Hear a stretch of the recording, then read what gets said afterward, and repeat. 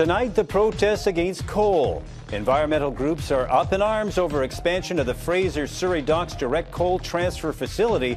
Do the environmental risks outweigh the economic benefits? That's issue that's straight ahead on Top Story.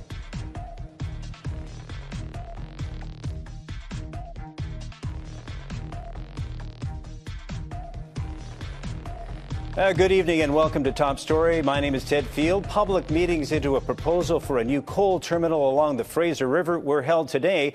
The coal industry and Port Metro Vancouver argue the development is critical to saving Fraser Surrey Dock jobs, while opponents say despite the promise of jobs, the risk of coal and dust and increased rail traffic through the area far outweigh any economic benefit. We begin our coverage tonight with Darlene Heidemann. Valid concerns and they need to listen. They came from Texada, Bowen and Vancouver Islands, Delta, New West and Surrey, and gathered outside Port Metro Vancouver offices. BC residents held their biggest protest yet over plans to build a new coal port facility at Fraser Surrey Docks. It's American coal. They won't. The states won't let it be shipped through their ports, and yet we're kowtowing to them. After protests in the U.S., American thermal coal producers are looking to BC to get their product to Asia. If the expansion goes ahead, Vancouver would become the largest exporter of coal in North America. Critics are worried about climate change and coal dust. They say 12,000 pounds are lost through each coal train journey. When you're exposed to coal dust, it can lead to some pretty serious conditions. You've got the black lung, of course, for miners in the US, which is quite famous, emphysema locally as well. Both the BC Lung Association and health officials have asked to be part of the approval process, and industry has promised mitigation. But critics say there should have been public hearings like those held for the Northern Gateway project.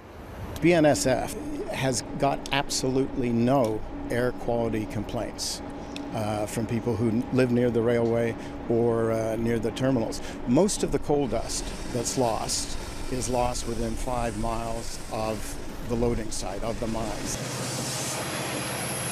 And though Port Metro Vancouver admits it has never tested specifically for coal dust in the air near Delta Port or other existing facilities, it claims health is important to them. We will not be approving a project that's going to have adverse health impacts on the local community. If the issue is related to climate change and those bigger issues in terms of what the end use of that product is, I mean, that's a larger conversation. Several hundred more letters that we've printed off from our own website. Protesters brought along petitions and letters from more than 2,000 concerned citizens. But they did not get the meeting with port officials that they asked for. You know, the sense I get is that the port is hiding from the public on this issue, and that we need to have a proper face-to-face consultation process. I'm very happy to take the information today and pass it on to my colleagues who are under the project review process right now. And can you guarantee that these will be delivered to the board of directors? Absolutely, yeah. Darlene Heidemann, Global News. And for more on the coal export plans at Fraser Surrey Docks, we're joined by Eoin Madden. He's a climate change campaigner for the Wilderness Committee. And we should also note that we extended an invitation to appear in tonight's program to both Port Metro Vancouver and the Coal Alliance, but representatives were unable to attend tonight. So, well, Eoin, you're here. What's wrong with coal? I mean, we've been exporting it through here. I remember when they built Roberts Bank back in the late 60s. Well, Ted, there's an important point to make firstly that none of the organizations that are against this issue are against trade. This is a port city. We support trade, obviously. But this is a very different type of coal to the type of coal we're used to here. BC traditionally has been a metallurgic coal producer. This coal is coal coming from the central states of the United States. It's been rejected along the coast by concerned citizens. They want a cleaner future. And the coal industry in the US is trying to push it through Vancouver here all of a sudden, out of nowhere. What about the jobs? That's what they were talking about down at Fraser Surrey, that they're going to protect jobs, save those port jobs. It's always, when it comes to these issues, people that want to stop something versus the people who are trying to protect and create jobs. Yeah, well, there's a greater question. I mean, the jobs created in this would be mining from the US. At Fraser Surrey Docks, the direct jobs will be 25 at the most. There are some indirect jobs that we've been told about, that which we don't know the specifics on. there's the risks involved in using coal for energy. We're putting ourselves at risk from climate change, and Delta is a very, very low-lying region. So there are jobs to be made by shifting over to a cleaner way of doing energy globally, and we don't want to be left behind selling the wrong product to people. Well, I mean, but this is the issue that I keep hearing about, that if we don't sell our coal or North America's coal to those markets in China and Asia, they're just going to get it somewhere else. This is not a way to solve global warming. Well, you know, recently, just in the last week, we've had some very, very good news from that part of the world. China is now becoming a leader in renewable energies and wants to shift to a cleaner way of doing energy. It has 5-year plans, and it comes up with those plans. We don't know for many years what's happening in China, but very recently we got a look at what's been planned there, and the population of China cannot endure the sort of situation they're left with all of these emissions from burning coal. So they want to shift to a cleaner way of doing energy, and by us buying into these sort of projects, we may be left with the wrong product going forward.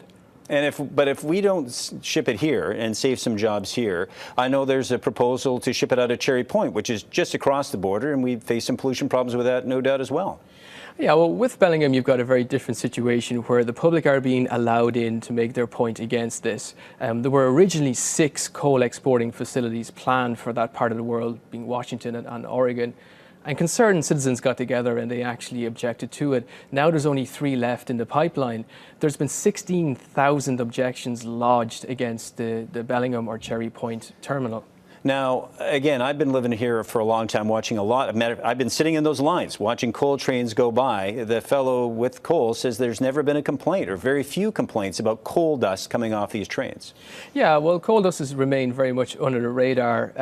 Burlington Northern Santa Fe, which is the railway which actually brings this stuff to Vancouver, was dragged before the US Congress and asked, well, how much coal dust escapes from your trains in each journey? The figures are quite huge, 500 pounds per coal car, and there's 125 cars on a train. Now, they do have suppressants, they call them surfactants, to stop the dust being emitted, but most folks don't realize that about 12,000 pounds of coal dust escapes from each coal journey, even if you have the best technology there.